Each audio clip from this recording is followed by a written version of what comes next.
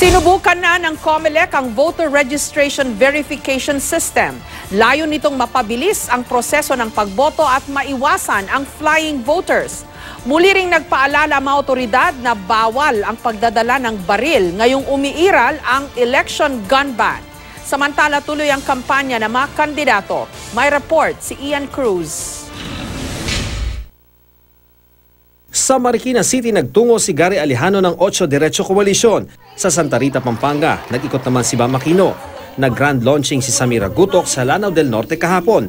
Sa Cebu City naman nag-motorcade at nangampanya sina Glenn Chong, Willie Ong at Dado Padilla. Nasa Muntinlupa naman kahapon ng Labor Party of the Philippines. Present sina Sheriff Albani, Marcelino Arias, Mel Chavez, Sani Matula at Alan Montaño. Sumama sa rally kontra oil price hike si Nery Colmenares. Nag-motorcade naman si Lito Lapid sa Dinalupihan, Bataan. Si Grace Poe nagtungo sa Zamboanga City. Sa Valenzuela City, Nanuyo, ang hugpong ng pagbabago kahapon.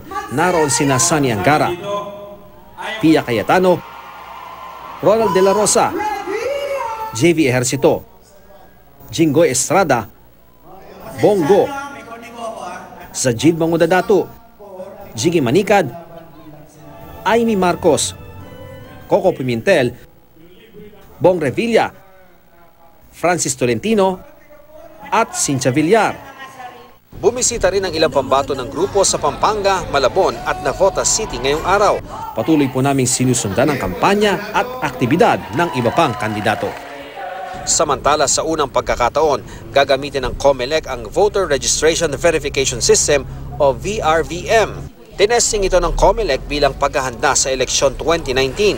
Sa pintuan nakapaskil ang voters list kung saan pwedeng hanapin ng botante ang kanyang pangalan. Kung nasa listahan, diretso na sa Voter Registration Verification Machine, magpapa-fingerprint scan. Kung hindi naman na-verify sa unang pagsubok, pwedeng sumubok ng 3 beses pa. Lalabas yung kanilang photo, yun ho, verified na po sila. Layo ng sistema na mapabilis ang proseso ng pagboto. Kapag verified na nakarehistro sa presinto ang botante, magpiprint ang VRVM ng resibo.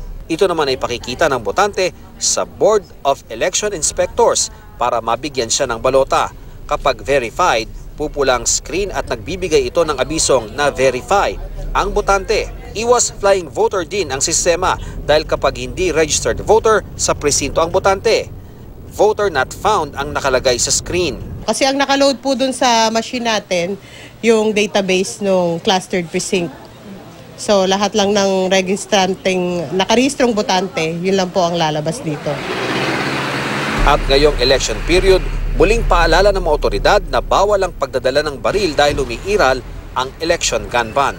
Sa isang COMELEC checkpoint sa Pasay, 4 na baril ang nakumpiska ng mga pulis sa loob ng isang SUV. Conduct ng checkpoint itong ating kapulisan dito sa Pasay City, kung kaya't nahuli natin itong 4 na suspects at nakakuha tayo ng 3 caliber 45 pistol at isang caliber 9mm pistol.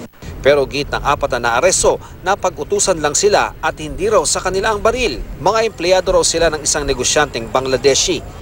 Itinuturing ng pulisya na persons of interest sa mga suspect sa 3 magkakahiwalay na insidente ng pamamaril na ang mga biktima, mga Bangladeshi. 2 raw sa mga dayuhan ang namatay at isang nakaligtas. Isa sa ilalim sa cross-matching ang mga nakuhang baril, kasong paglabag sa election gun ban ang kakaharapin ng mga dinakip. Ian Cruz, GMA News.